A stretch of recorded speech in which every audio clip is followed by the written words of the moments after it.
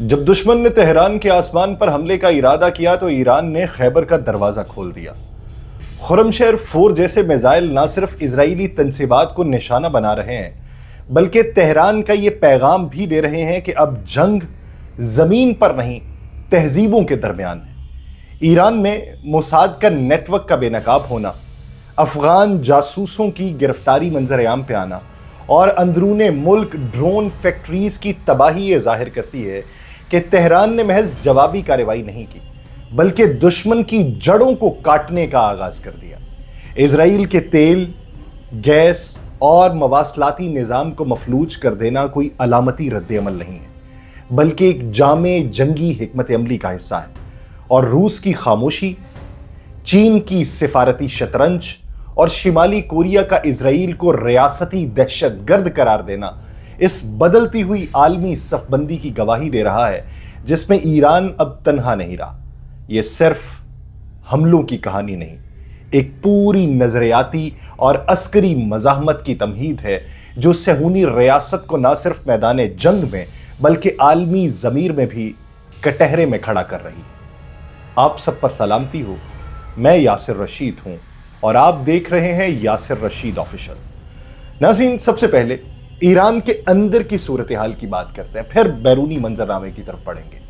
ایران میں حالیہ دنوں میں موساد کے ساتھ منسلک افغان جاسوس نیٹ ورکس کے خلاف جس شدت اور منظم انداز میں کارروائیاں کی جا رہی ہیں وہ نہ صرف خطے میں اسرائیل کے خفیہ عزائم کو بے نقاب کرتی ہیں بلکہ یہ بھی ظاہر کرتی ہیں کہ افغان پناہ گزین کمیونٹی کس طرح دشمن قوتوں کے لیے ہدف اور آلہ بن سکتی۔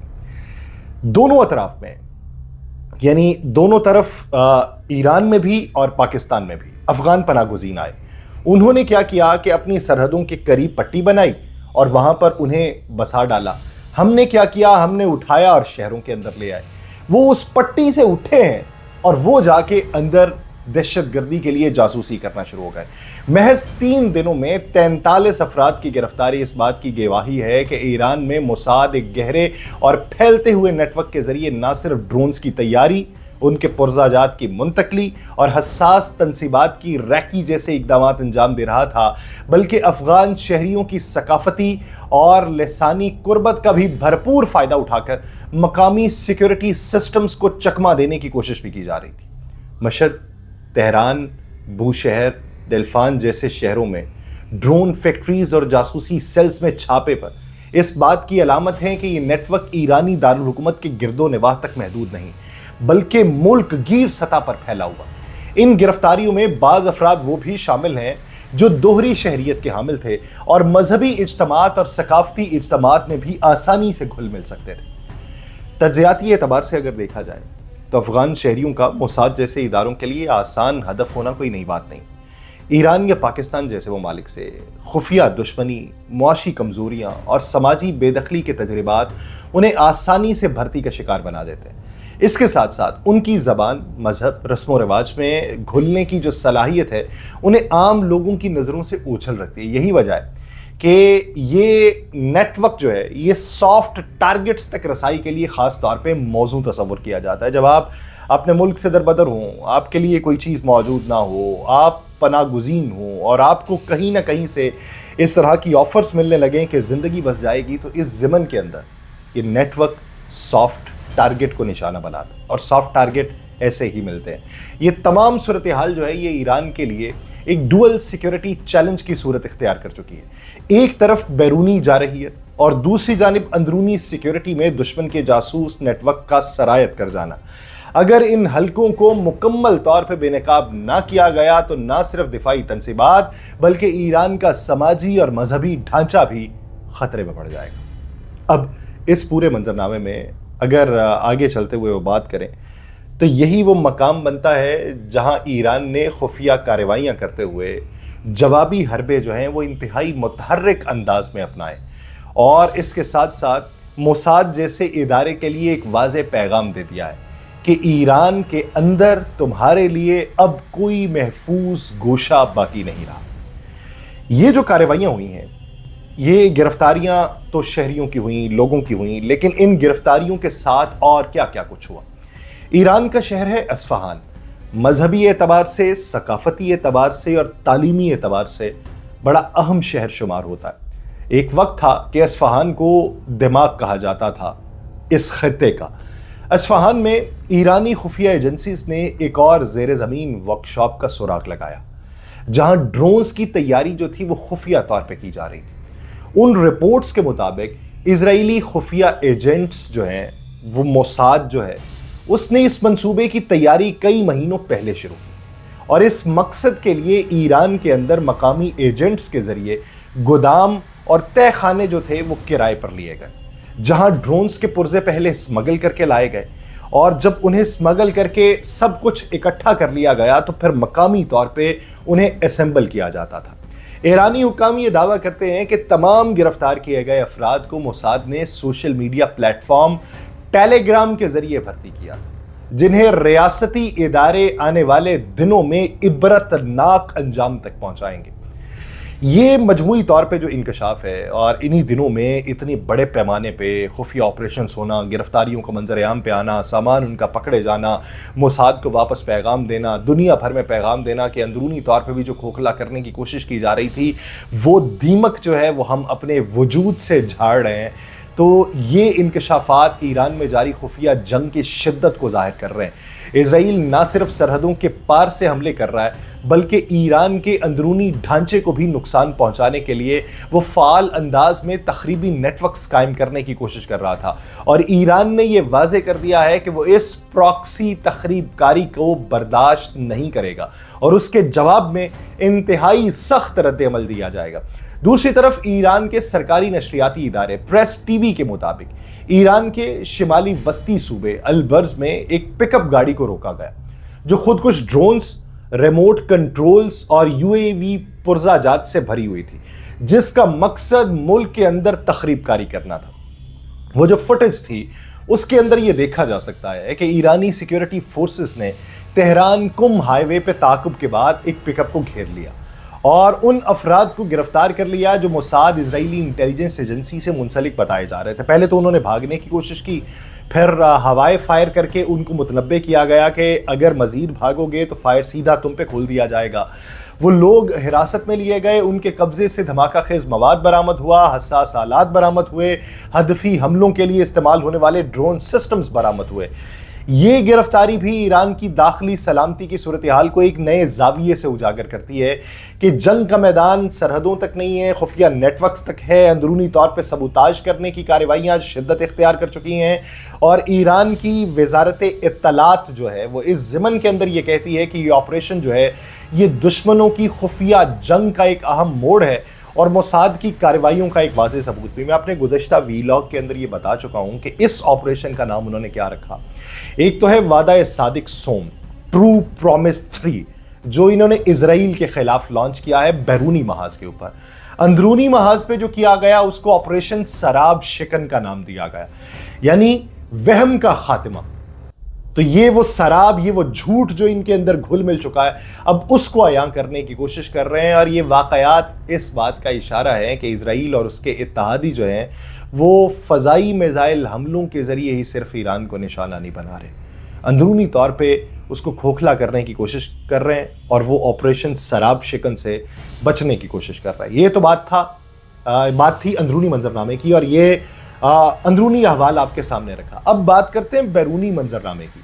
ایران کی جانب سے اسرائیل کے شہر پر خرم شہر 4 المعروف خیبر بیلسٹک میزائل کا داغا جانا ایک ایسا اقدام ہے جس نے نہ صرف جنگی صورتحال کو مزید سنگین کر دیا ہے بلکہ اسرائیل کے دفاعی نظام کے لیے بھی براہ راست چیلنج کھڑا کر دیا۔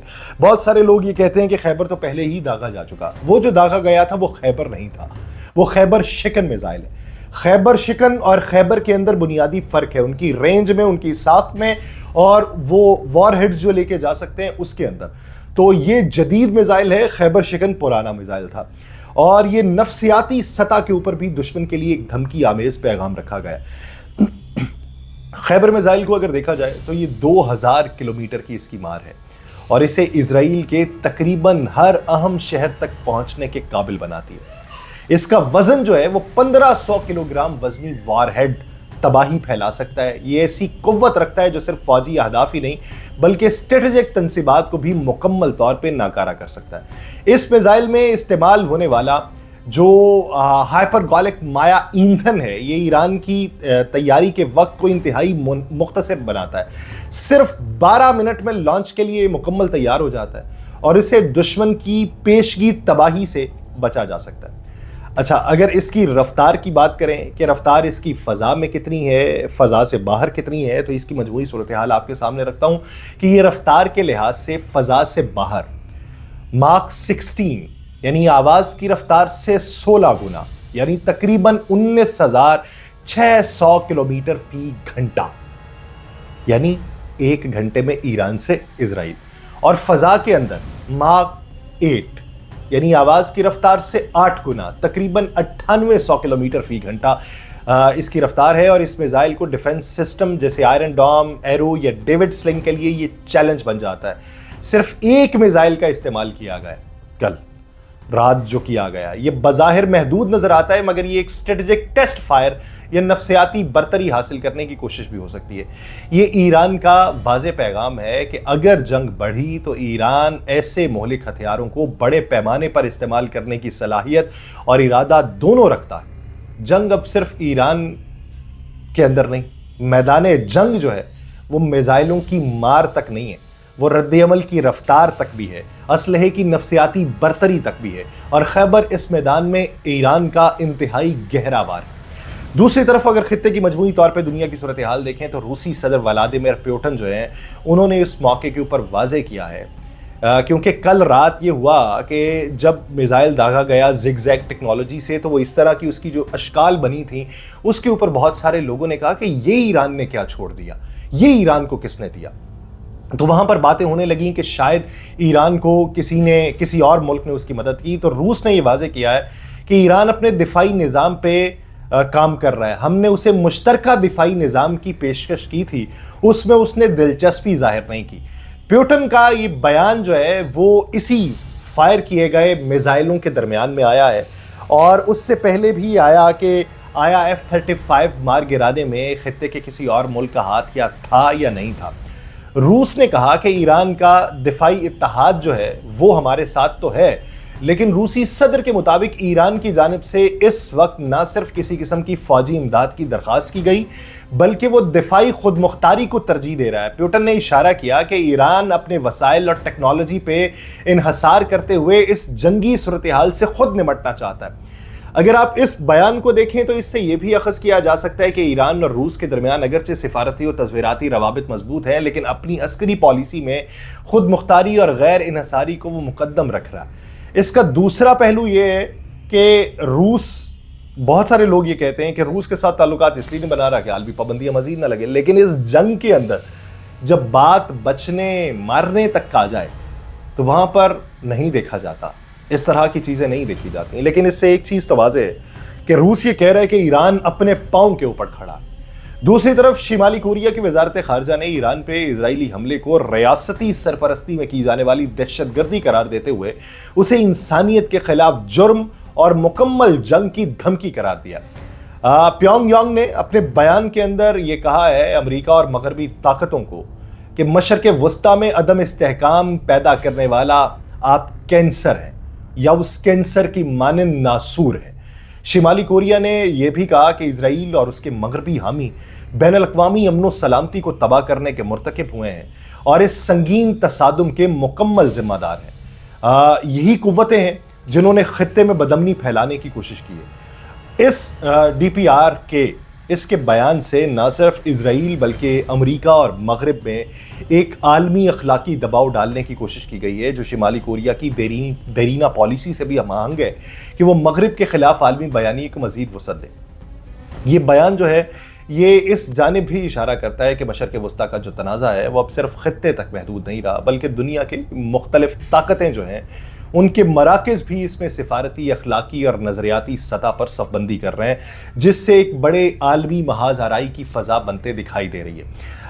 जबकि आप ये देखिए कि ये जो बयानात आने शुरू हुए और ये जो मिसाइल हमले नए तर्ज के इसराइल के ऊपर हो रहे हैं, तो इसराइल की अंदरूनी सूरत हाल क्या है کیا وہاں پر اسے روکا جا رہا ہے؟ کیا وہاں پر اطمینان کا اظہار ہے؟ کیا انہیں یہ لگتا ہے کہ نہیں، یہ جنگ اگر طوالت بھی اختیار کرتی ہے تو کوئی مسئلہ نہیں؟ اسرائیلی وزیر اعظم بنجمن نیتن یاہو نے جو تازہ حملہ ایران کا ہوا تھا، آخری 12واں حملہ، اس کے نتیجے میں اس نے کہا کہ بہت زیادہ اور تکلیف دہ جانی نقصان ہوا۔ ٹائمز آف اسرائیل یہ رپورٹ کرتی ہے کہ اپنے روزانہ ویڈیو بیان میں بنجمن نیتن یاہو امریکی صدر ڈونلڈ ٹرمپ کا شکریہ ادا کرتے رہے، لیکن ساتھ ہی ساتھ وہ یہ بھی کلیم کرتے ہیں کہ ایران کے متبادل میزائل حملوں اور ڈرون حملوں نے اسرائیل کے کئی اہم انفراسٹرکچر، فوجی تنصیبات اور صنعتی مراکز کو نشانہ بنایا، جس میں گیس فیلڈ موجود ہے، جس میں آئل ریفائنریز موجود ہیں، جس میں فوجی اڈے موجود ہیں۔ اور نیتن یاہو کا یہ اعتراف نہ صرف جنگی دباؤ کی شدت کی عکاسی کر رہا ہے، بلکہ اسرائیلی عوام اور بین الاقوامی برادری کو اس سنگین صورتحال سے آگاہ رکھنے کی بھی کوشش ہے۔ اس پورے منظرنامے میں آپ یہی دیکھیں کہ امریکہ کی حمایت کا بھی وہ تذکرہ کرتا ہے بنجمن نیتن یاہو۔ یہ کیا پیغام دیا جا رہا ہے کہ اسرائیل تنہا نہیں ہے۔ آپ یہ دیکھیے کہ ایران نے کس کا کہا کہ کس کا شکریہ ادا کیا، پاکستان کا کیا اور روس کا کیا، اس کے علاوہ کسی ملک کا شکریہ ادا کیا؟ بارہا، حالانکہ ان دونوں اطراف سے اس کو کوئی بھی فوجی مدد نہیں ملی۔ بین الاقوامی منظرنامے میں یہی ابھی تذکرہ کیا جاتا ہے، ابہام کے اندر چیزیں ہیں۔ لیکن اسرائیل کے حوالے سے تو باقاعدہ طور پہ یہ ہے کہ امریکہ نے اس کی مدد کی، تو اب بار بار وہ اس کا شکریہ ادا کر کے یہ باور کروانا چاہ رہا ہے کہ تمہاری مدد کے سہارے ہی ہم ابھی تک کھڑے ہیں۔ لیکن ابھی تک مجموعی طور پہ جو اطلاعات سامنے آئیں، 5000 اسرائیلی جو ہیں وہ اپنے گھروں سے محروم ہو چکے ہیں۔ غزہ کا منظرنامہ ہے، انہیں مختلف پناہ گزین کیمپس کے اندر یا بنکرز کے اندر یا پھر ہوٹلز کے اندر پناہ دی گئی ہے کہ دیکھیے جنگ رکتی ہے تو پھر کیا نتیجہ نکلتا ہے۔ اب آپ دیکھیے کہ عالمی صف بندی میں اس کے نتائج کیا نکلتے ہیں۔ مجھے دیجیے اجازت، اللہ نگہبان۔